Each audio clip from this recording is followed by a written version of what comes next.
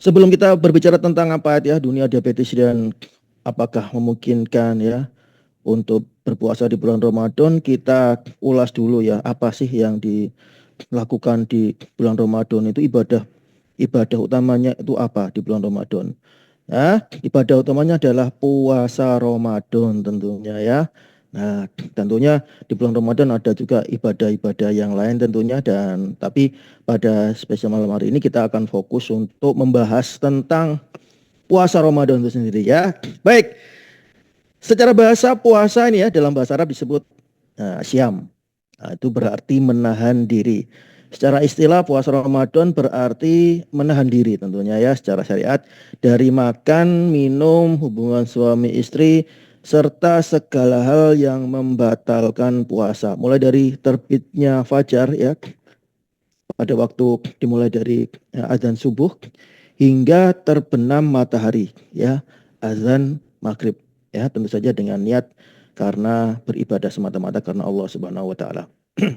Nah, puasa Ramadan itu sendiri para sahabat Karnus ya adalah ibadah wajib. Oh sebentar. Maaf ya para sahabat Karnus. Jadi puasa Ramadan ini adalah suatu ibadah wajib ya bagi umat muslim ya, umat Islam ya yang dilakukan selama bulan Ramadan tentunya ya. Ini bulan ke-9 dalam kalender Hijriah. Ya, puasa ini sendiri merupakan salah satu dari rukun Islam ya yang kelima sehingga memiliki kedudukan yang sangat penting dalam ajaran Islam. Karena itulah ibadah puasa Ramadan adalah momentum yang sangat dinanti-nantikan oleh kita semua ya umat Islam tentunya karena memang banyak kebaikan-kebaikan yang dijanjikan oleh Allah pada saat bulan Ramadan sehingga kita semua ingin memaksimalkan ya apapun yang bisa kita lakukan di bulan itu sebagai ibadah amal ibadah kita kepada Allah Subhanahu wa taala. Oke, puasa Ramadan sendiri. Nah, maaf. Hmm. Nah, dalilnya tentang puasa Ramadan ya. Sebelum saya jauh-jauh saya ingin berbaca tentang dalil. Puasa Ramadan diwajibkan berdasarkan firman Allah dalam Al-Quran surat Al-Baqarah ayat 183 yang bunyinya A'udzubillahi minasyaitonirrajim. Bismillahirrahmanirrahim. Ya ayyuhalladzina amanu kutiba alaikumusyyam kama kutiba alal ladzina min qablikum la'allakum tattaqun. Wahai orang yang beriman diwajibkan. Wah, ini ya diwajibkan atas kamu berpuasa sebagaimana diwajibkan atas orang-orang sebelum kamu agar kamu bertakwa. Sadaqallahul azim. Nah, inilah suatu landasan kenapa memang momentum puasa di bulan Ramadan ini sangat dinantikan ya, karena juga di dalamnya ada momentum malam Lailatul Qadar ya, yang merupakan misteri yang selalu menjadi rebutan ya dalam tanda kutip bagi kita sebagai umat Islam yang berpuasa di bulan Ramadan. Oke, syarat wajib bulan puasa. Syarat wajib puasa Ramadan. Nah, ini ya. Ini ya juga tahu nih harus paham. Puasa Ramadan itu diwajibkan bagi orang yang memenuhi syarat berikut. Yang pertama tentu saja bagi umat Islam ya, tidak wajib bagi non muslim ya. Kemudian balik ya, anak kecil juga tidak diwajibkan. Kemudian berakal sehat ya, bagi yang kesadarannya berubah tentu saja tidak diwajibkan. Kemudian mampu berpuasa. Nah, ini ya. Kita akan membahas spesial poin 4 ini. Mampu berpuasa. Jadi bukanlah suatu hal wajib bagi orang yang sakit atau tua renta ya, yang tentu saja tidak memungkinkan untuk berpuasa Ramadan meskipun hatinya ingin sekali untuk melaksanakan puasa Ramadan ya. Yang kelima, bukan musafir. Jadi orang yang sedang dalam perjalanan jauh, orang musafir boleh ya secara syar'i, tetapi wajib menggantinya di lain waktu. Jadi mereka yang sedang dalam perjalanan safar, boleh untuk mengambil rukhsah keringanan ya. Secara syar'i memang dimungkinkan untuk tidak berpuasa, namun tetap wajib menggantinya di lain waktu. Nah, kita nih ya, kita mulai ya berbicara tentang diabetesi pada bulan Ramadan. Sebelum kita masuk, kita kita lihat dulu batasannya apa sih diabetes itu, apa, siapa gitu ya. Diabetes adalah istilah yang digunakan untuk menyebut seseorang yang menderita diabetes mellitus. Ya, ada beberapa jenis diabetes. Di antaranya diabetes tipe 1, ya, itu diabetes yang biasanya ya diderita oleh adik-adik kita yang berusia belia dan juga remaja ya pada umumnya.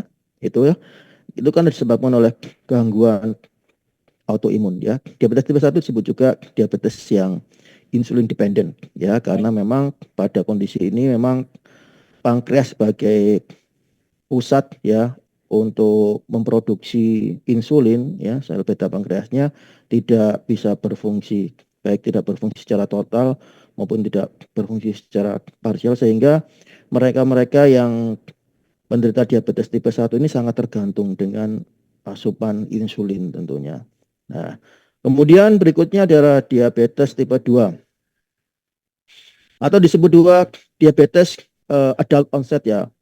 Diabetes tipe dewasa ya, terjadi akibat resistensi insulin ya, di mana tubuh tidak dapat menggunakan insulin secara efektif. Jadi pada tahap awal itu sebenarnya insulinnya tidak ada masalah, insulinnya normal-normal saja. Hanya saja karena memang ada resistensi insulin, jadi reseptor insulinnya itu tidak bekerja dengan maksimal. Akibatnya apa? Akibatnya insulin yang ada itu tidak bisa bekerja secara efektif, ya. Dan ini apabila tidak tertangani lama kelamaan juga kondisi pankreasnya juga akan itu yang makin melemah, sehingga juga akan mengalami gangguan untuk produksi insulin juga ya. Jadi kemampuan untuk memproduksi insulin juga akan melemah ya. Disebut juga diabetes yang non insulin dependent ya, jadi bukan tergantung pada insulin karena memang kondisi ini akibat dari resistensi insulin. Dan tipe 3 adalah diabetes yang gestasional ya, diabetes yang terjadi selama kehamilan dan biasanya hilang setelah melahirkan ya.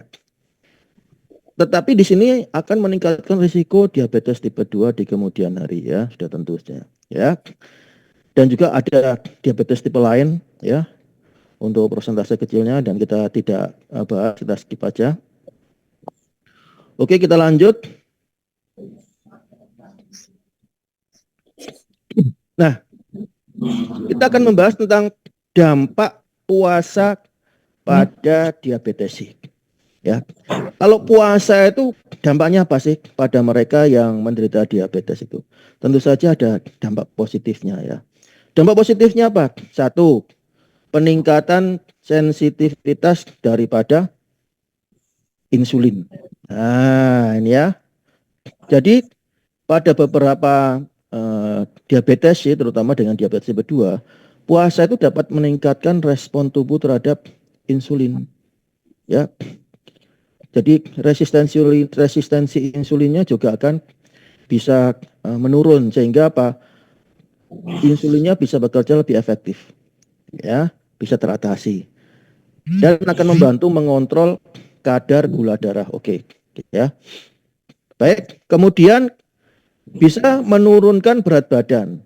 Ya, jika dilakukan dengan pola makan yang sehat tentunya, puasa juga bisa membantu menurunkan berat badan yang dapat meningkatkan kontrol gula darah. Terutama bagi mereka-mereka yang mengalami kelebihan berat badan ya. Sehingga dari kelebihan berat badan itu mengakibatkan apa? Mengakibatkan kondisi yang tidak sehat. Oke, baik. Yang ketiga adalah penurunan resiko komplikasi metabolik. Ya, puasa dapat membantu mengurangi resistensi insulin, menurunkan kadar kolesterol jahat, tentunya, ya, mengatasi gejala-gejala sindroma metabolik yang terjadi dan meningkatkan kolesterol baik HDL serta mengurangi tekanan darah, ya. Jadi kondisi ini bisa dialami oleh mereka yang berpuasa, yaitu dampak positifnya, ya, baik itu dampak secara langsung maupun dampak secara tidak langsung, ya. Berlanjut, nah, namun berpuasa itu juga memiliki dampak negatif dan ada resikonya, ya. Sebentar, saya oke, sebentar. Oke.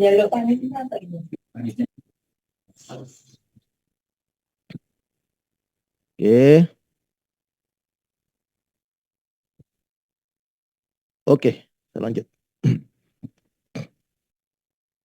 Apa dampak negatif dan resikonya? Potensi resikonya nih. Yang pertama terjadinya hipoglikemia atau gula darah rendah. Terutama pada diabetes yang menggunakan insulin ataupun OAD, ya, oral antidiabetik. Ya, banyak macamnya. Ini salah satu contohnya adalah misalnya mengkonsumsi sulfonylurea, ya. Di antaranya gejalanya meliputi ini, ya, gejalanya misalnya lemes, pusing, berkeringat dingin, ya, gemetar, ya, kemudian kebingungan, ya, tiba-tiba mengalami rasa lapar yang amat sangat, ya. Kemudian ada juga yang mengeluhkan kondisinya tiba-tiba seperti mau pingsan. Nah, itu banyak, ya, jalan seperti itu. Dan ini diakibatkan oleh karena turunnya atau kadar gula darah yang terlalu rendah di dalam tubuh. Jadi terjadi proses hipoglikemia. Ini berbahaya sekali, ya. Apabila kita mengalami gejala-gejala seperti ini, kita harus tahu apa yang harus kita lakukan, ya. Karena apabila gejala ini tidak diatasi sesegera mungkin, maka kondisi kita akan jatuh kepada kondisi yang lebih buruk lagi, ya. Dan nanti akan membuat penanganannya juga akan lebih sulit, lebih kompleks, dan membutuhkan tindakan yang hanya bisa dilakukan di rumah sakit tentunya, tidak bisa dilakukan sendiri.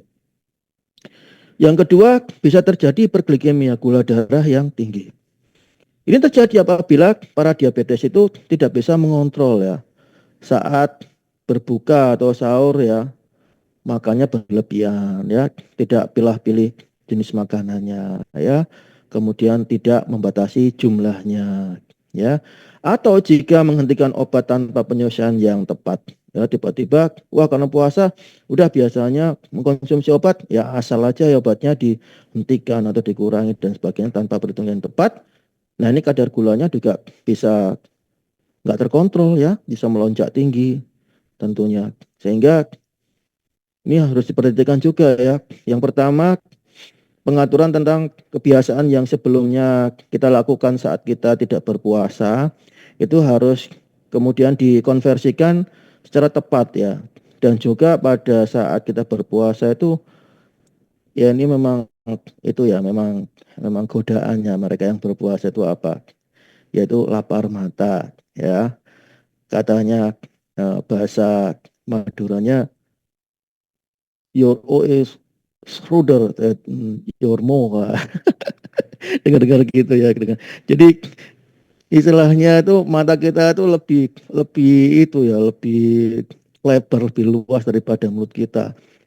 Lihat apa aja kepingin dimakan, ya, apa-apa aja kepingin. Padahal salah satu berkah pada saat berpuasa itu pada saat berbuka itu makan sedikit atau minum sedikit aja itu sudah rasanya sudah terlepas kita dari dahaga, dari lapar sehari penuh, ya. Tinggal kita fokus untuk beribadah. Itu berkah daripada puasa Ramadan sebenarnya. Tapi banyak aja itu manusiawi, ya. Nah, ini hati-hati, ya, di poin 2 ini. Kemudian yang ketiga, dehidrasi. Kurangnya asupan cairan dapat menyebabkan dehidrasi yang bisa memperburuk kontrol gula darah. Penting sekali nih. Jadi jangan sampai kita pada saat berpuasa kita juga malas untuk minum. Tapi minumnya harus minuman yang sehat, ya. Jangan minuman yang justru tidak baik untuk kesehatan ya. Minuman sehat misalnya banyak minum air putih tentunya. Itu baik karena apa? Sebagai ganti ya cairan yang hilang pada saat kita sedang melaksanakan ibadah berpuasa Ramadan tentunya. Jadi kita butuh untuk rehidrasi ya. Ini penting ya. Ingat ya sahabat Karnus, jangan sampai rehidrasinya kurang ya. Kemudian nah ini juga ada faktor ini nih bisa menjadi faktor resiko terjadinya ketoasidosis diabetikum ya atau KAD.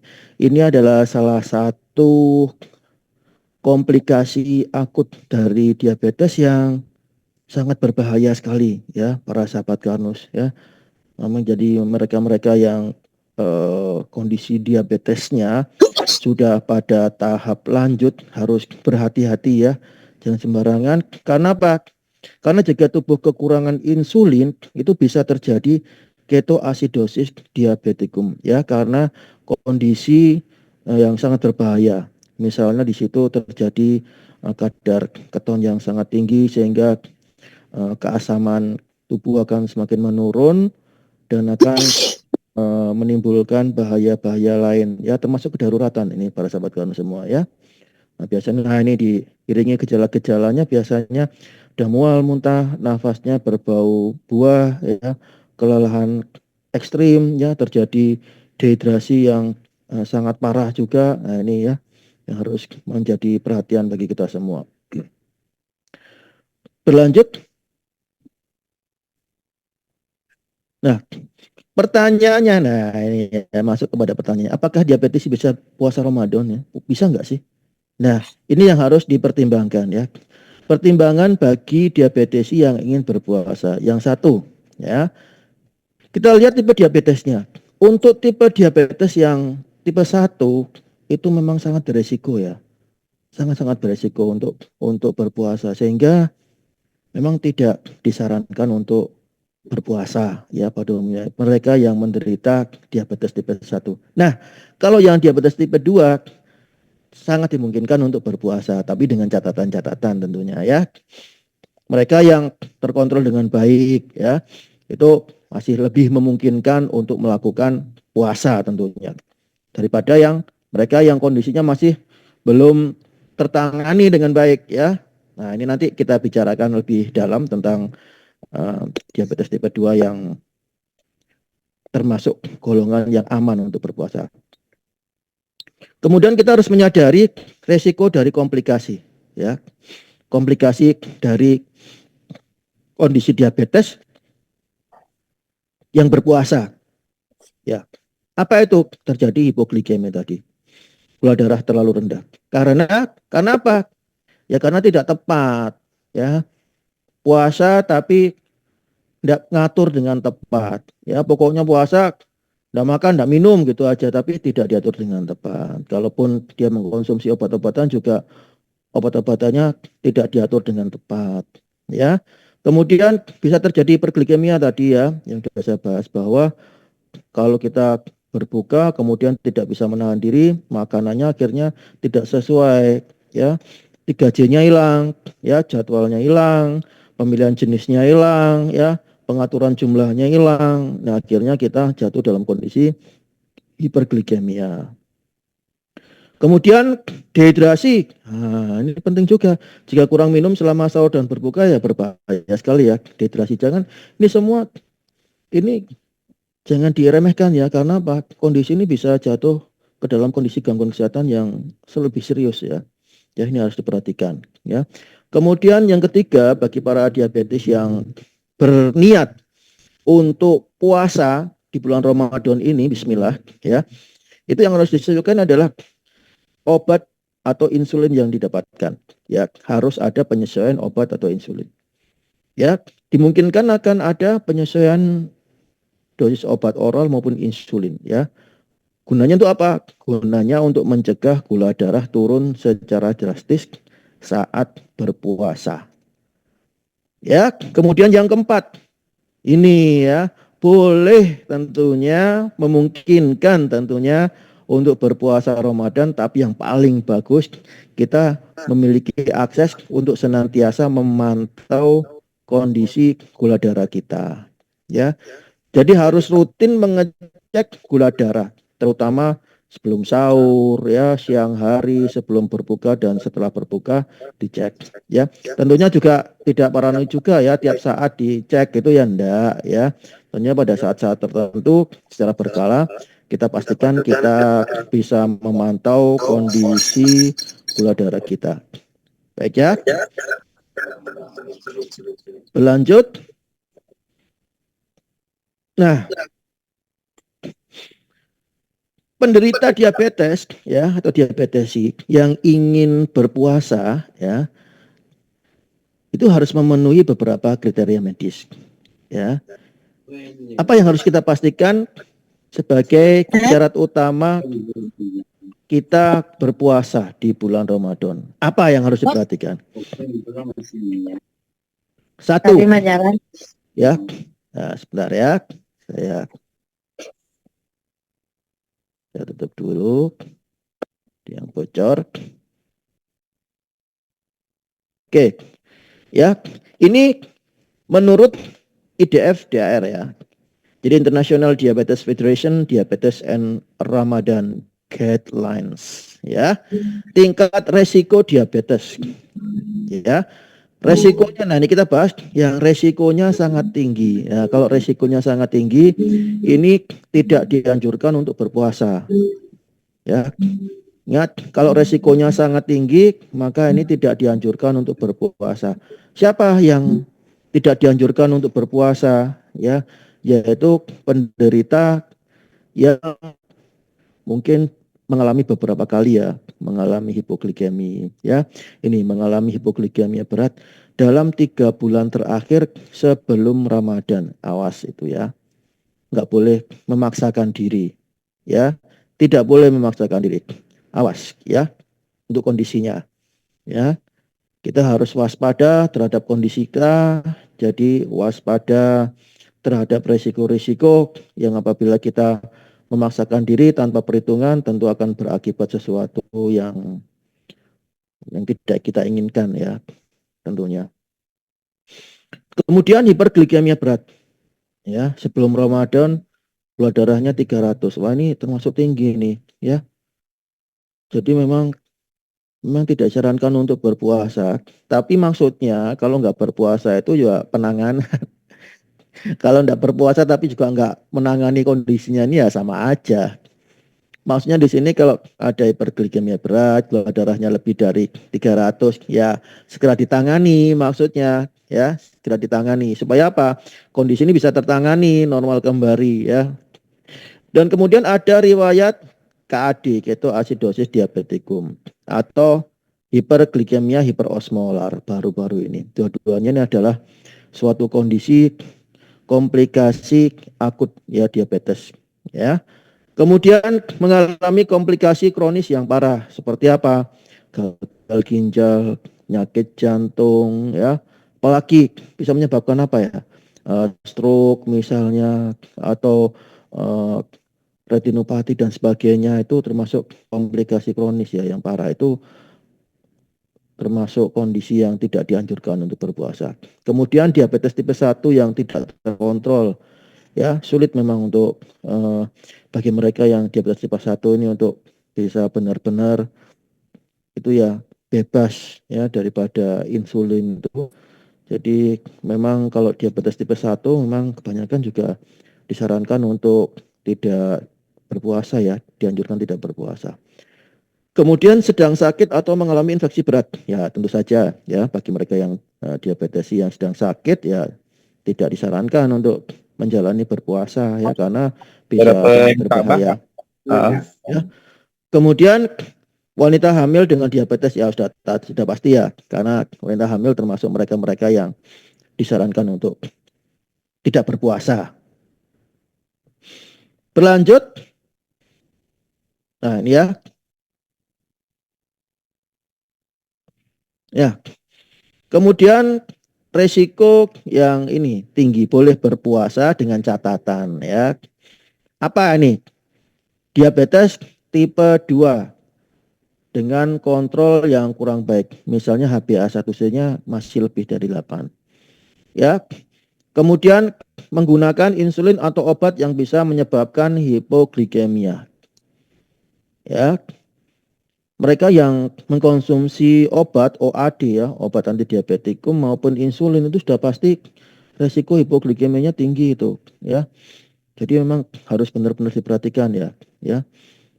Kemudian lansia dengan komplikasi diabetes ya, komplikasinya tadi sudah sebutkan ya. Potensi untuk terjadinya resiko komplikasi akut ya, maupun komplikasi kronis yang dialami oleh mereka yang menderita diabetes. Kemudian pekerja berat yang sulit mengatur waktu makan dan aktivitas. Wah, ini ya. Pekerja lapangan ya, pekerja konstruksi misalnya itu berat sekali pekerjaannya, itu yang sulit mengatur waktu makan dan aktivitas. Kami sarankan untuk memang kalaupun berpuasa tentu dengan catatan ya, dengan catatan. Kemudian, nah ini resiko rendah ini yang aman nih untuk berpuasa dengan aman. Nah ini apa nih yang aman ya, bagi mereka yang ada di kondisi ini, wah ini aman ya, boleh lega lah itu. Siapa saja? Yaitu penderita diabetes tipe 2 yang terkontrol dengan baik. Ya. HbA1c-nya kurang dari 7 ya. Ya, dengan 7. Ya, catatan. Memang kalau misalnya gimana kalau 6,8 kan belum normal ya. Pokoknya ini konsensusnya kurang dari 7 ya. Masih tergolong mereka yang aman untuk berpuasa. Kemudian siapa lagi? Yaitu yang tidak mengalami hipoglikemia atau hiperglikemia yang serius dalam 3 bulan terakhir. Ya. Kemudian tidak memiliki komplikasi diabetes yang berat. Ya. Kemudian menggunakan obat yang tidak menyebabkan hipoglikemia. Ya. Jadi ada obat-obatan jenis obat-obatan OAD yang memang tidak menyebabkan itu ya, secara statistik tidak menyebabkan terjadinya hipoglikemi ya. Golongan apa itu? Misalnya metformin ya, golongan biguanid, kemudian inhibitor ya, SGLT2 ya, kemudian DPP4 ya. SGLT2 maksudnya sodium glukos ya, kotransfer 2, dan juga DPP4 ini maksudnya dipeptidil peptidase 4 inhibitor ya. Berlanjut. Nah, ini ya. Lalu gimana dong bagi mereka yang menggunakan insulin, bagi mereka yang menggunakan obat oral gimana? Nah, gimana? Ya, ya diatur ya. Ini ada jadwal ya. Salah satu contoh jadwal menggunakan insulin serta obat oral bagi mereka yang masih menggunakan insulin maupun obat oral. Gimana cara ngaturnya nih? Nih, gampang nih ya. Pada saat sahur ya, obat oralnya, nah ini ya, kalau misalnya tadi golongan metformin bisa diminum dengan dosis normal. Ya, ini menarik nih ya. Kalau sahur metformin bisa dengan dosis normal. Ya, jika biasanya diminum 3 kali sehari, maka dosis siangnya bisa dipindahkan ke berbuka. Nah, ini ya. Jadi pada saat malam itu bisa itu ya bisa, kalau saran saya ya dosanya terbagi aja, bisa 2 kali kesempatan. Misalnya saat berbuka, kemudian saat malam misalnya menjelang tidur bisa ya. Nah, kemudian apa? Sulfonylurea ya. Misalnya apa? Glibenclamid, glikasid, glimepirid ya. Itu dosisnya dikurangi atau dihindari saat sahur. Dosis dikurangi atau dihindari saat sahur. Gunanya apa? Gunanya untuk mencegah terjadinya hipoglikemia ya. Saat tubuh itu ya menjalankan ibadah puasa ya. Kemudian untuk yang DPP4 inhibitor tadi ya, dipeptidil peptidase 4 inhibitor ya, golongan ini jenisnya misalnya contohnya sitagliptin, ya, vildagliptin, linagliptin, itu bisa diminum seperti biasanya, ya, tidak masalah. Kemudian bagi yang mengkonsumsi SGLT2 inhibitor, misalnya dapagliflozin, ya, empagliflozin, ya, sodium glukosa kontraposter 2, ya, perlu hati-hati karena bisa menyebabkan dehidrasi. Jadi memang paling baik itu ya diskusi dengan dokter, ya. Apakah tetap perlu digunakan atau ada pengaturan atau bagaimana, diskusikan saja. Nah, ini bagi yang menggunakan insulin. Nah, insulin ini ada yang biasanya dikasih itu yang rapid, ada yang long acting, ya. Rapid itu yang biasanya pada saat makan itu, ya, sehari 3 kali, ya, sering dengan makan itu, sebelum makan itu, ya, rapid itu. Itu bisa saja dikurangi dosisnya 25 sampai 50% dari dosis makan. Sudah kau kayaknya nih rekam. Ya. Pasien ini.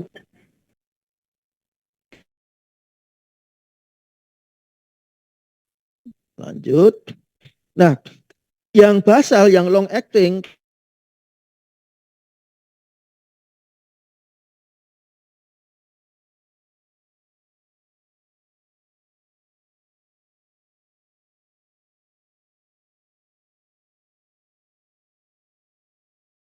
malam, ya, ya tetap aja jamnya, cuma bisa juga dosisnya nanti disesuaikan, dikurangi 15 sampai 30%. Ya, oke. Nah, saat berbuka, nah ini kalau berbuka obatnya gimana? Kalau pas berbuka, obat oralnya metformin diminum seperti biasa, ya. Terus sulfonylurea bisa diminum dengan dosis normal atau sedikit dikurangi untuk mengontrol lonjakan gula setelah berbuka. Ya, ini gula misalnya yang paling sering dipakai itu misalnya sekarang ini glimepiride gitu, ya. Nah, tuh disesuaikan aja. Nah, dosisnya untuk apa? Mengontrol lonjakan glukosa. Nah, kemudian yang rapid gimana rapid? Kalau rapid itu dosisnya normal atau sedikit lebih tinggi, sesuaikan jumlah karbohidrat yang dikonsumsi. Kalau itu, ya, kalau sahabat Karnus kan itu, ya, kalau misalnya penerapan konsep Karnus kan itu ada pembatasan, memang, ya, pembatasan. Jadi memang tentunya kalau mereka yang menerapkan konsep Karnus diharapkan juga puasanya, ya, cara sahur bukanya juga bisa tetap lebih itu, ya, lebih terjaga, ya, lebih terjaga karena memang dalam penerapan konsep Karnus apalagi program tentunya ada di situ target itu, ya, target kalori harian dan sebagainya yang memang harus dipenuhi karena memang supaya sesuai dengan target program. Nah, ini, ya. Nih, dosisnya untuk rapid pada saat berbuka. Bisa normal atau normal aja deh, nggak apa-apa, ya, sesuai dengan karbohidrat yang dikonsumsi. Terus habis buka kita pergi terawih, ya. Setelah terawih, ya, kurang lebih jam setengah 9, ya, misalnya kalau kita masih ada makanan ringan, maka yang rapid, ya, insulin yang rapid bisa diberikan dalam dosis kecil, ya. Biasanya kalau malam itu, ya, itu, ya, karbohidratnya juga nggak banyak-banyak. Kalau misalnya sudah tadi maghrib sudah makan, biasanya terlalu lapar banget, ya, ya. Kecuali bagi mereka yang nggak program biasanya habis terawih ini ronde kedua istilahnya gitu. Wah, ini bahaya nih, ya, ronde kedua nih, mengancam ini. Kemudian ada waktu sebelum tidur, ya. Sebelum tidur itu obat oral yang biasanya diminum malam, ya, ini, ya, tetap bisa dikonsumsi, ya, tetap bisa dikonsumsi malam, ya, untuk itu, ya, untuk saat ini, ya, puasa ini, ya. Tentunya memang harus benar-benar diperhatikan, ya, karena kalau kita itu minum obat oral terutama intake-nya harus benar-benar diperhatikan, ya. Jangan saat kita kosongan, ya, intake-nya kurang terus obat-obatnya masih normal seperti biasa, waktu itu resikonya hipoglikemi ya. Untuk pastinya bisa berkonsultasi ya, baik itu dengan dokter yang merawat selama ini bisa kontrol ya. Untuk yang misalnya dokter ahli diabetes atau dengan dokter Karnus atau health advisor, silakan untuk berkonsultasi, silakan ya. Kemudian untuk insulin basalnya ya, long actingnya jika biasanya diberikan malam ya seperti biasa aja. Cuma dosisnya bisa dikurangi 15-30%. Gunanya apa? Untuk mencegah hipoglikemi saat tidur. Ya. Nah, tips tambahannya, tolong pantau gula darahnya ya sebelum berbuka, 2 jam setelah berbuka, sebelum sahur, dan kapanpun jika merasa lemas. Nih, ya. Dan batalkan puasa segera jika gula darah kurang dari 70 mg per desiliter atau lebih dari 300 ya miligram per desiliter untuk mencegah komplikasi. Awas, sini perhatikan ya, jika gula darah kurang dari 70 atau lebih dari 300. Ya, karena ini sangat berbahaya sekali. Ya, tambahannya yang positif adalah konsumsi makanan yang seimbang ya. Nah, tentunya sesuai dengan penerapan konsep Karnus ini ya. Dan juga hindari gula sederhana yang berlebihan saat berbuka ya. Ingat tadi berkah dari berpuasa itu saat berbuka puasa itu makan sedikit aja nanti terasanya udah kenyang ya. Jangan lapar mata ya. Kalaupun harus mengkonsumsi makanan lebih banyak, ingin lebih banyak, usahakan makanan lebih banyak tapi makanan jenis makanan yang sehat dan menyehatkan ya. Tetap hidrasi antara berbuka dan sahur untuk mencegah dehidrasi. So pasti ya. Oke ya, perhatikan. Dan ini adalah contohnya ya. Contohnya misalnya ini untuk sahur bagi mereka yang sedang berpuasa. Ya, kita perhatikan nih. Ya, perhatikan. Sahur tetap harus mengandung karbohidrat kompleks, protein ya, lemak sehat yang biasanya sudah dikandung oleh protein dan juga serat agar energi bertahan lebih lama dan gula darah tetap stabil. Ya, karbohidrat kompleks ya, indeks glikemiknya pilih yang rendah. Misalnya apa? AG Karnus tetap harus konsumsi. Kemudian nasinya nasi beras Karnus. Ya, untuk protein sehatnya gimana? Dari mana? Bisa dari telur rebus, ya, ikan. Warna apa nih? Salmon, tuna, ya. Wah, ini ya sehari-hari bisa didapatkan mudah sekali. Kemudian dada ayam tanpa kulit. Ya, oke. Tahu, tempe boleh, bagus sekali. Harus ya. Ini suatu gabungan kombinasi antara protein nabati dan protein hewani. Ya, kombinasi ini karena saling melengkapi ya. Jangan lupa. Dan saran kombinasi itu terdiri dari 30% protein hewani dan 70% protein nabati.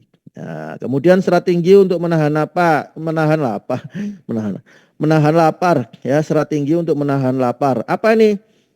Sayur-sayuran hijau bayam, buncis, oke. Buah rendah gula apa misalnya apel, pir, stroberi, alpukat, oke ya. Tetap batasi ya, nggak boleh di los, tetap batasi. Jangan mentang-mentang puasa terus namanya buah, akhirnya konsumsi, oh buah aja ya, bagus ini konsumsi berlebihan tidak boleh. Ya, AS Karnus, ya ini ya, suatu produk nutrisi Karnus ya, merupakan isinya adalah kandungan kombinasi sayur-sayur ya, seledri, wortel, bayam, labu kuning, lobak. Nah, ini bagus sekali. Untuk apa? Untuk suplai fitosterol. Ya. Selain memenuhi kebutuhan serat, juga bisa memenuhi kebutuhan fitosterol yang akan bisa membantu tubuh kita untuk bisa mengontrol kadar lemak dan juga kolesterol di dalam tubuh supaya tidak berlebihan. Ya. Di sini ada muncul fibrosek ya. Nah, ini ya. Suatu produk nutrisi Karnus yang memang difokuskan untuk bisa memaksimalkan fungsi dari sistem pencernaan dan juga membantu tubuh ya dalam pemenuhan serat tentunya sehingga bisa lebih lancar ya. untuk buang air besar dan juga membantu tubuh untuk bisa membantu mengontrol ya kadar lemak tubuh. Kemudian minuman sahur, air putih minimal gelas. Ini dalam rangka tujuan untuk tadi ya rehidrasi itu ya. Jangan sampai kurang ya karena penting sekali proses rehidrasi ini. Kemudian algati ya, jangan lupa algatinya ya. Apalagi sekarang kalau algati jangan lupa itu ya cara mengkonsumsinya ya, satu saset algati dicampurkan dalam 200 cc air suhu kamar, kemudian dicampur dengan parutan kunyit ya 20 gram dicampurkan dan kemudian didiamkan ya, dibiarkan dulu selama 10 menit, kemudian baru diminum perlahan-lahan cairnya itu ya. Ini kalau bisa dianjurkan untuk habis dalam waktu 1 jam. Kalau bisa, kalau memang tidak memungkinkan, maka bisa tidak harus 1 jam, mungkin bisa kurang dari itu. Silahkan ya. Caranya untuk itu untuk memaksimalkan potensi manfaat daripada algati. Nah, ini yang harus dihindari saat sahur ini apa? Ini ya, penting sekali. Makanan yang tinggi gula ya. Jangan kemudian saat sahur, waduh ngancem ini beli donat dari sore buat sahur, wah jangan ya. Kemudian kue yang manis-manis, coklat yang manis-manis ya jangan ya. Kemudian makanan yang berlemak tinggi, gorongan, santan kental, waduh jangan ini ya. Kemudian makanan yang tinggi garam ya. Kenapa? Ya supaya ini ya tidak terjebak dalam suatu kondisi yang dehidrasi. Karena pada saat kita berpuasa itu tubuh kita rawan untuk itu ya, untuk terjadi loss cairan ya. Kalau misalnya tinggi garam maka itu akan membuat tubuh kita jadi itu ya, jadi dalam kondisi yang kondisi dehidrasi ya kalau tinggi garam. Kemudian minuman berkafein. Apa contohnya minuman berkafein ya? Ya misalnya kopi ya. Kemudian teh hitam yang berlebihan tentunya ya. Kopi dan teh hitam berlebihan ini juga tidak disarankan tentunya. Karena apa? Karena juga salah satunya bisa menyebabkan dehidrasi ya. Ini karena memang yang disarankan di sini ini agar performa kita selama puasa itu ya tetap fit ya, nggak lemes gitu ya. kurang kurang itu ya, kurang cairan ya, itu supaya tidak terjadi. Nah, kemudian ini menu berbuka, menu seimbang untuk mengontrol gula darah ya. Nih saat berbuka, pilihan takjil yang sehat, misalnya ini makan kurma, biasanya kan hidangan khas puasa kan kurma ya, bolehlah ya 3 butir kurma ya, jangan banyak-banyak ya, bukan 3 butir buka nanti habis sholat maghrib lagi, nanti habis terawih lagi, nggak cukup ya 3 butir kurma untuk mengembalikan uh, energi yang mungkin seharian hilang ya. Kemudian bisa tambah buah rendah gula, misalnya apel, pir, pepaya, alpukat, tetap batasi ya, jangan berlebihan.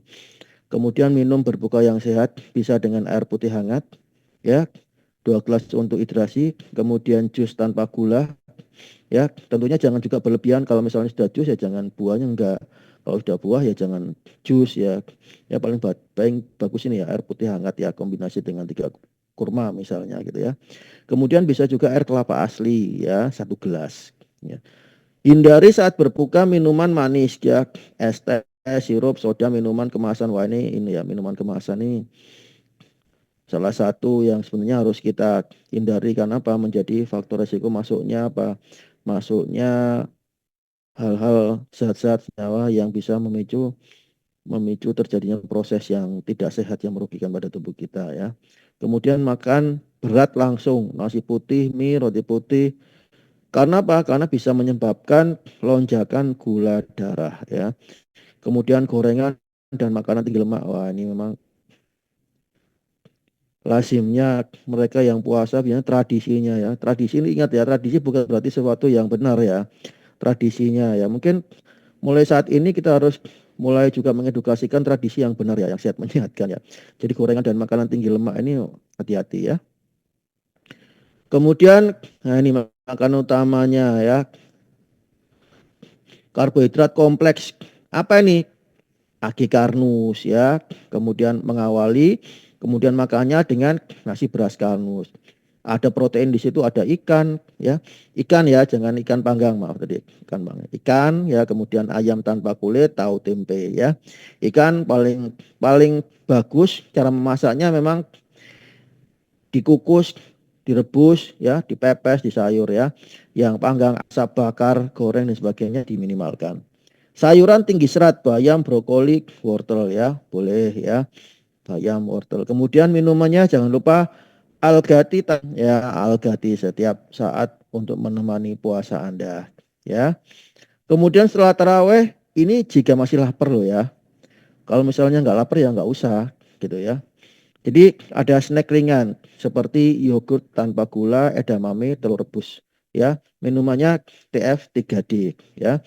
Hati-hati kalau misalnya bagi mereka yang itu ya, yang ada obat di sini, tentu juga harus diperhatikan asupannya ya. Kecuali bagi mereka yang memang tanpa obat ya. Bagi yang obat memang harus diperhatikan asupannya supaya apa, mencegah terjadinya hipoglikemi pada saat malam atau pada saat tidur. Ya, tips tambahannya untuk diabetes saat puasa adalah makan perlahan saat berbuka untuk menghindari lonjakan gula darah. Kemudian cek gula darah secara teratur, terutama sebelum sahur dan setelah berbuka. Jangan melewatkan sahur nih ya. Ini ya berkahnya ini. Jangan melewatkan sahur agar tubuh tetap memiliki energi sepanjang hari. Kalau di skip, wah ini seharian bakal lemes ini, ngantuk ini ya. Nah, jika jika jika gula darah turun di bawah 70, segera batalkan puasa dengan makan atau minum yang sehat ya. Makan yang manis tentunya ya. Makan yang manis, misalnya air gula, air sirup, atau makan makanan yang manis. Supaya apa? Supaya kondisi ini bisa kembali lagi. Jangan tambah drop. Karena apa? Bahaya sekali, bisa mengakibatkan terjadinya koma, hipoglikemi. Nah, kesimpulannya diabetes bisa berpuasa ya. Namun jika memenuhi syarat. Syaratnya apa? Diabetesnya terkontrol ya, HbA1c-nya minimal kurang dari 7%. Tidak ada komplikasi berat. Dan juga bisa memantau gula darah secara mandiri ya. Kemudian siap mengikuti anjuran dokter. Jadi semuanya yang dianjurkan dokter yang untuk mengawal proses puasa di bulan Ramadan ini harus tetap diperhatikan. Dan jika tidak memenuhi syarat atau mengalami risiko tinggi, mohon maaf ya, dengan berat hati, Anda termasuk mereka-mereka yang mendapatkan keringanan untuk bisa tidak berpuasa. Sebaiknya tidak berpuasa, jangan kecil hati. Anda bisa menggantinya dengan fidyah yang sesuai syariat Islam. Itu ya para sahabat Karno semua. Izin tanya dok, untuk yang sedang program dengan pagi AT, siang TF3D, sore AT, apakah dirubah sesuai dengan presentasi tadi dok? Kan sudah bisa disesuaikan tadi ya. Jadi buka puasa AT ya, satu yang mengiringi proses makan pada saat maghrib. Kemudian AT satunya pada saat sahur. Ya, kemudian untuk TF3D-nya bisa nanti coba pada saat malam ya, menjelang tidur itu coba dikonsumsi TF3D-nya. Ya, coba dilaksanakan seperti itu. Jadi tidak ada masalah, cuma hanya ngatur polanya, penempatannya yang biasanya pagi sama malam kan berarti masih sesuai ya. Malam dengan pagi ya. Sebenarnya masih sama, cuma menempatkannya kalau TF3D-nya tidak di siang berarti di saat malam. Oke ya, Mas Ivan, semangat. Kemudian pertanyaan lagi yang sudah masuk. Izin tanya dok, TF3D yang baru rasanya asam, bagaimana untuk mengurangi rasa asam? Iya, Bukiswati. Ya, soalnya ada GERD. Ya, sahabat Karnus ya. Memang kalau TF3D yang baru rasem. Jadi bagi mereka yang sedang bermasalah dengan lambungnya, sebaiknya memang dilakukan proses rekonstruksi lambung terlebih dahulu ya. Penanganan lambung terlebih dahulu, dan nanti apabila sudah gejalanya sudah mereda, proses rekonstruksi lambungnya juga sudah berjalan, nanti bisa dimulai konsumsi TF3D-nya secara bertahap ya, tidak terus langsung, mungkin bisa step by step ya. Silakan nanti bisa misalnya separuh dulu atau bisa seperempat dulu, sesuaikan dengan kondisi ya, tentunya demi kehati-hatian. Tapi karena memang manfaat besarnya, memang tetap kami sarankan untuk mengkonsumsi. Hanya saja diatur ya, dimodifikasi caranya dengan cara kita fokus untuk penanganan masalah lambungnya dulu, baru kemudian bisa mengkonsumsi baik itu Algati maupun TF3D. Saran juga jangan mengkonsumsi Algati maupun TF3D dalam keadaan perut kosong bagi mereka yang mengalami gangguan pada lambung. Ya, tuh. Pagi misalnya belum makan apa-apa, tiba-tiba pengen minum Algati misalnya, jangan ya.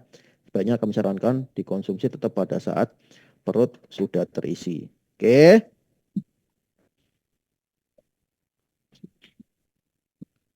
AT saat sahur apakah boleh 5 menit setelah makan, Dok?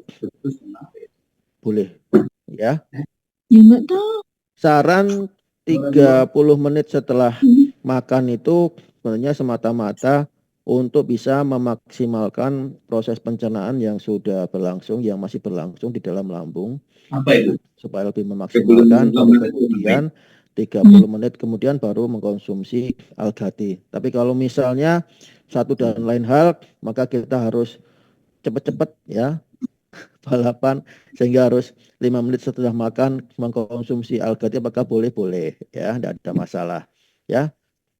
Diterapkan tadi ya saran saya untuk konsumsi Algati ya, dicampur dengan air suhu kamar kurang lebih 200 cc, kemudian dicampur dengan parutan kunyit ya 20 gram, dikocok kemudian dibiarkan selama 10 menit ya, diendapkan, kemudian berikutnya diminum pelan-pelan habis dalam waktu 1 jam ya, tiap 15 menit dikonsumsi. Ya ini supaya apa? Supaya bisa memaksimalkan manfaat daripada Algati dan juga kombinasi dengan bahan kurkumin pada kunyit yang memiliki efek luar biasa sekali ya. Berikutnya pertanyaannya untuk dari Mas Ivan lagi, untuk fibro apakah tetap 2 hari sekali atau setiap sahur? Fibrosik 2 hari sekali bagus ya. Tapi pertanyaannya apakah tiap hari boleh mengkonsumsi fibrosik? Boleh, tidak ada masalah. Tiap hari mengkonsumsi fibrosik tidak ada masalah. Baik-baik saja gitu. Tidak ada masalah. Boleh Mas Ivan tiap hari. Tapi kalau 2 hari sekali juga sudah bagus. Yang penting konsisten ya. Izin tanya dokter, jika tidak ada diabetes namun saat puasa badannya lemes, apakah bisa terjadi penurunan gula darah atau hipoglikemia? Tidak ada diabetes namun saat puasa badannya lemes, ya berarti kurang energi ya. Kurang energi itu terjadi pada semua saja, bukan hanya mereka yang menderita diabetes. Hanya saja bagi penderita diabetes kekurangan energinya malah lebih parah ya, kalau tidak ditangani secara baik ya. Karena apa? Karena bahan untuk pembentukan energinya nggak bisa masuk, glukosanya nggak bisa masuk karena pintunya kekunci ya, reseptor insulinnya terjadi apa? Nggak sensitif ya, sehingga insulinnya nggak bisa bekerja secara efektif ya. Kalau bagi mereka yang normal, sehat walafiat ya tinggal makan yang bergizi ya, yang memenuhi semua unsur makro dan mikronutrien ya, dalam komposisi yang seimbang dengan jumlah yang adekuat tentunya. Nah, insya Allah nanti bisa dirubah sebagai pasokan nutrisi pada sel, sehingga bisa dirubah salah satunya menjadi sumber energi. Itu beres ya, tidak ada masalah Gitu caranya. Tapi kalau misalnya puasa tapi intake-nya kurang ya otomatis produksi energinya akan akan rendah ya, sama aja gitu ya. Gitu ya, Bu Supriyati, semoga menjawab pertanyaannya. TF3D diminum sebelum tidur atau sesudah sahur, Dok? Sesudah sahurnya Algati saja ya, pagi. Jadi sahur dan pagi. Untuk TF3D-nya bisa dipindah ya, sebelum tidur bisa. Untuk Pak Mukhlis ya. Izin bertanya dokter, saya 3 bulan HbA1c turun dari 6,3 ke 57. Alhamdulillah ya. LDL 71, oke. Asam urat sudah normal. Hanya bawaan saya gula darah puasa seringnya 84. Ya bagus ya. Gula darah puasa 84 sampai 100 ya. Masih bagus, masih normal. Apa kiat-kiat agar melakukan puasa nanti tidak mengalami hipoglikemia? Nah, tadi ya sudah terjawab tadi.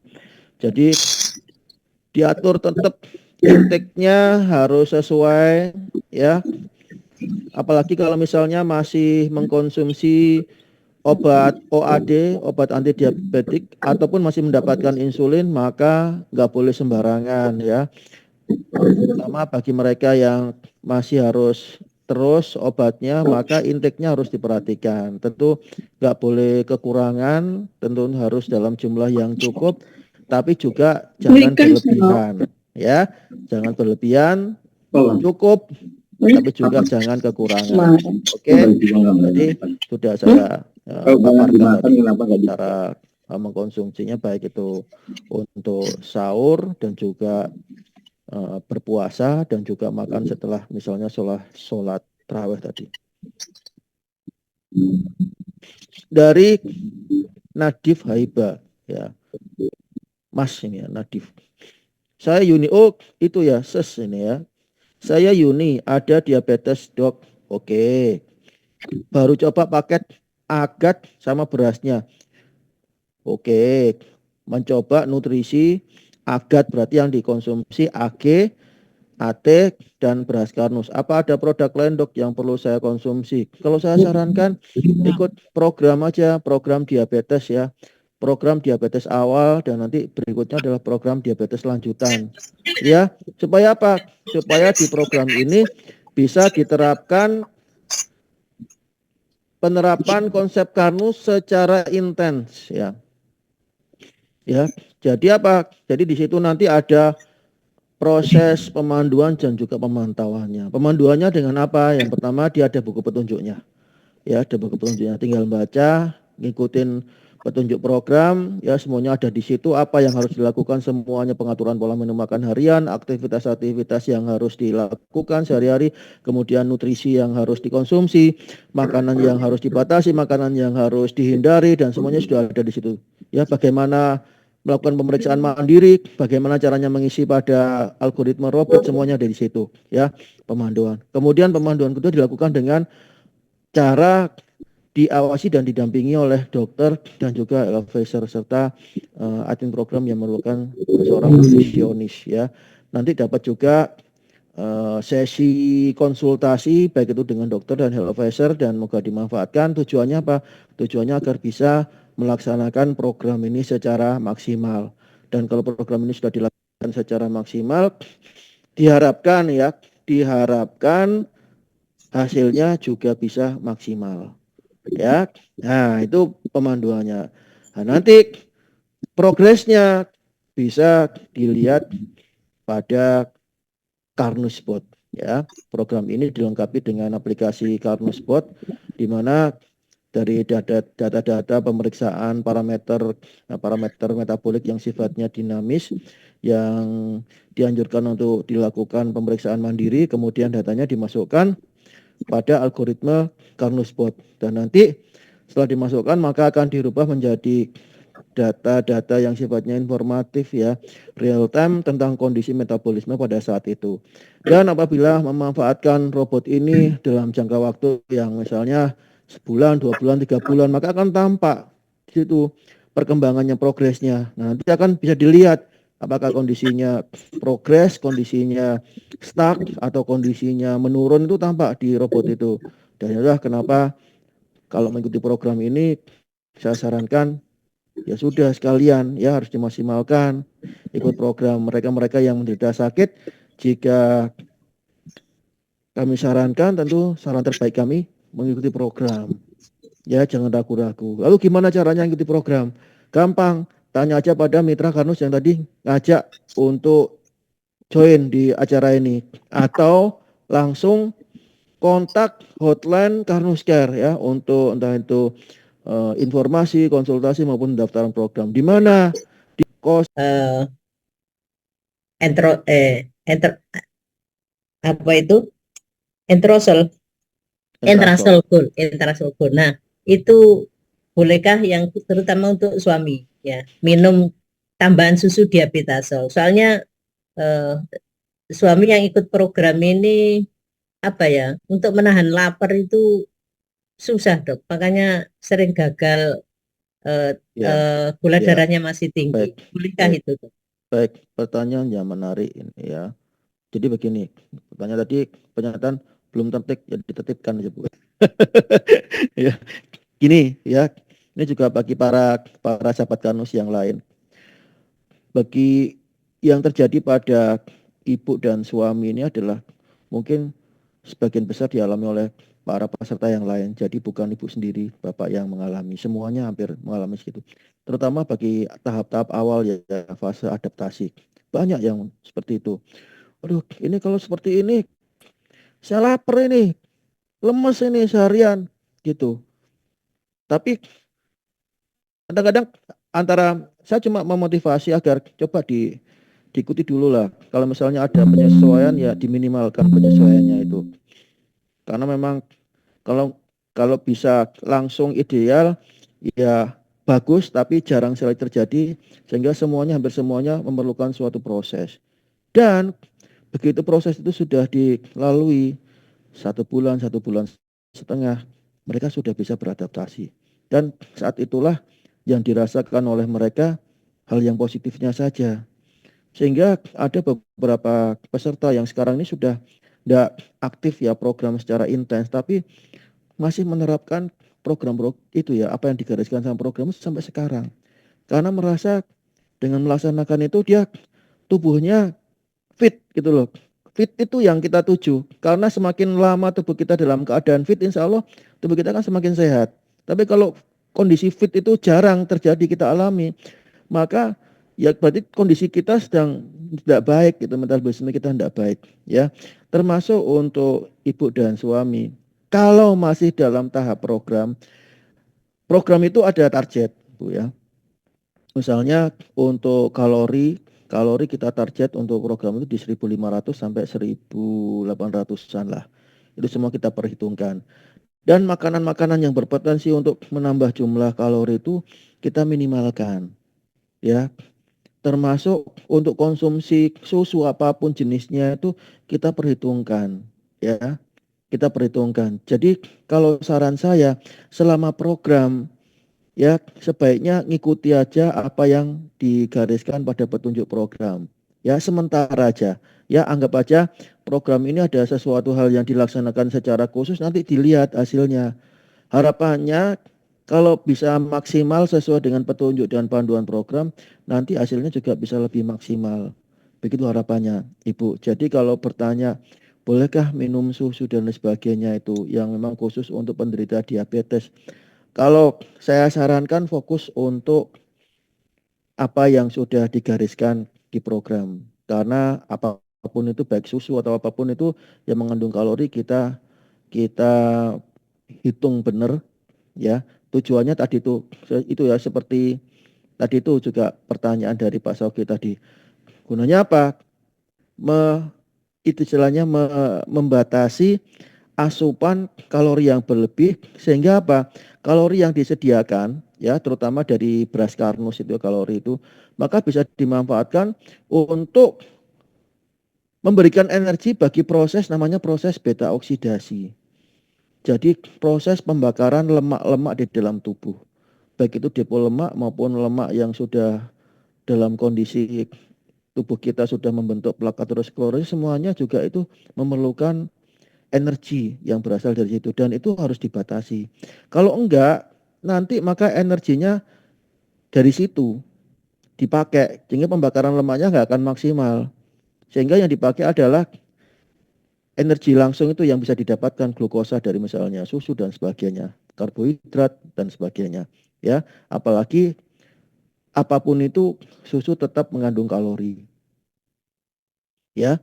Jadi kalau pertanyaannya masih belum bisa nahan lapar, tubuh kita punya kemampuan menyesuaikan diri, Ibu ya.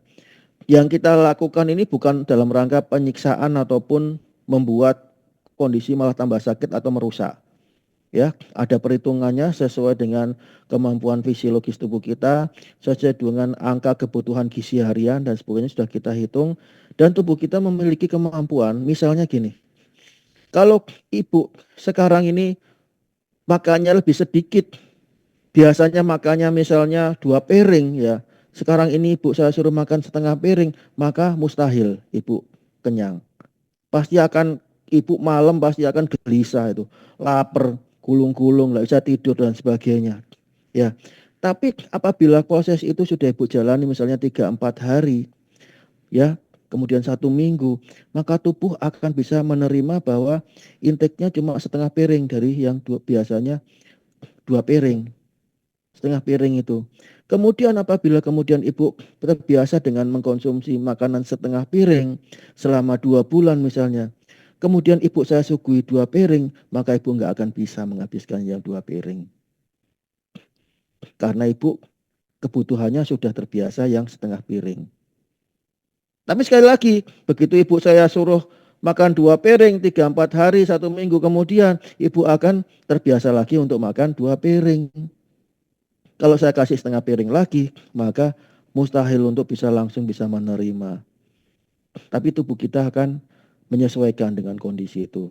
Dan apa yang kami hitungkan di program ini memang dengan tujuan untuk bisa memaksimalkan dan mengembalikan metabolisme normal tubuh kita. Kalau misalnya sebelumnya ada gangguan metabolisme, ada penumpukan lemak-lemak yang tidak terpakai, apalagi ada gangguan metabolisme lemak, tujuan kita untuk membantu tubuh kita untuk bisa normal kembali. Baik itu menormalkan metabolisme lemak ya, dengan cara apa? Dengan cara rekonstruksi lambung, mengembalikan fungsi normal lambung, kemudian apa? Membantu tubuh kita untuk bisa membakar lemak-lemak tubuh yang selama ini kalau dia misalnya tertumpuk, itu merupakan indikator bahwa tubuh kita sedang mengalami kegagalan metabolisme lemak. Dan apabila itu sudah bisa terurai, maka itu sebanding dengan proses perbaikan metabolisme. Diharapkan semakin baik proses metabolisme, maka semakin fisiologis tubuh kita. Dan nanti pelan tapi pasti tubuh kita akan kembali fisiologis. Dan kalau tubuh kita kembali fisiologis, mari kita bisa berharap bahwa tubuh kita kembali sehat lagi. Gitu Ibu, kurang lebihnya gitu. Semoga menjawab ya. Terima kasih. Sabar Bu ya. Kalau belum Ya, ya. maksimal, dimaksimalkan ya. Kalau ikut program, ada proses konsultasi, silakan dimaksimalkan. Konsul aja. Nanti biar diatur sama Bu Marta ya. Ya. Supaya apa? Sudah, Dok. Bisa lebih maksimal dalam melaksanakan program. Ya. Gitu ya. Mudah-mudahan Tulis ya, nanti semoga jadwal membantu ya. Salam buat konsultasinya Bapak. bisa. Semangat Iya. ya, semangat Terima insya kasih. Allah ya jadi Terima kebaikan. kasih. Oke. Ada pertanyaan dari Pak Muklis, TF3D tetap 2 saset atau cukup satu? Satu aja Pak, TF3D-nya 1 saset ya. Coba Pak Muklis.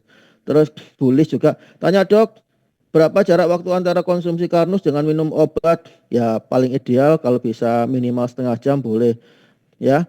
Itu idealnya. Kalau misalnya tidak memungkinkan ya sudah, tidak ada masalah. Tapi sekali lagi paling bagus dikasih jeda ya antara setengah sampai 1 jam ya.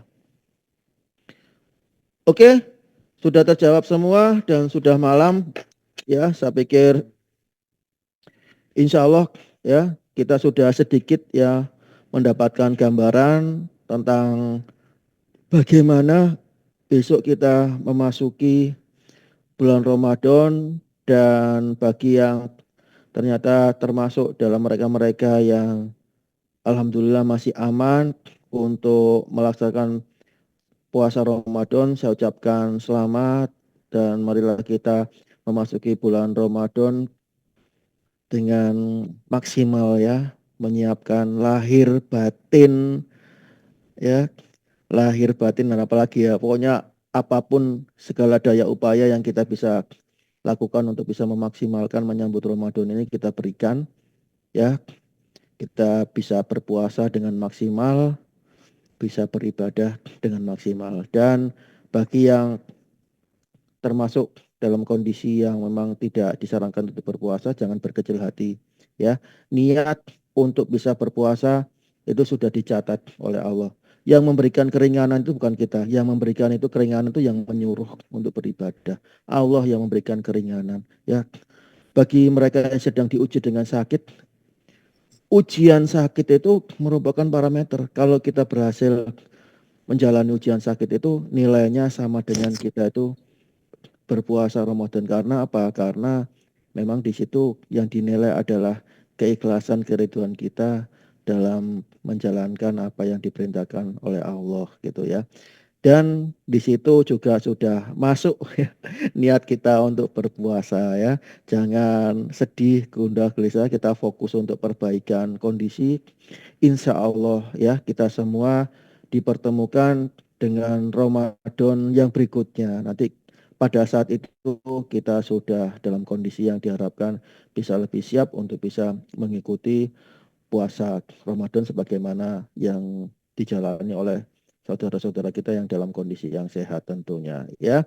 Tentu kita fokus dalam Ramadan yang ini yang di depan yang menyongsong kita, apapun itu meskipun tidak berpuasa Ramadan tapi kita masih bisa beribadah, beramal untuk yang lain-lainnya ya. Kita masih bisa sholat raweh, sedekah dan lain sebagainya bisa. Mari kita maksimalkan kesempatan itu. Dan saya Iswan Karnusi ya, mohon izin undur diri. Semoga apa yang saya sampaikan pada malam hari ini bisa bermanfaat untuk kita semua ya. Tentunya harapan kami agar semakin kita mengenal konsep Karnus, kita memahami, maka akan semakin menambah keyakinan dan kemantapan kita dalam menerapkan konsep Karnus dalam kehidupan sehari-hari. Tentu agar manfaat besarnya bisa kita rasakan ya, kita nikmati. Bukan hanya buat diri kita, tapi juga buat keluarga dan juga buat sesama. Saya Iswan Karnusi, semoga para sahabat semua dalam kondisi yang tetap dan senantiasa sehat selalu bersama konsep Karnus. Karena konsep Amin. Karnus adalah cara cerdas untuk sehat. Bismillah, taban ya Ramadan. Wassalamualaikum warahmatullahi wabarakatuh.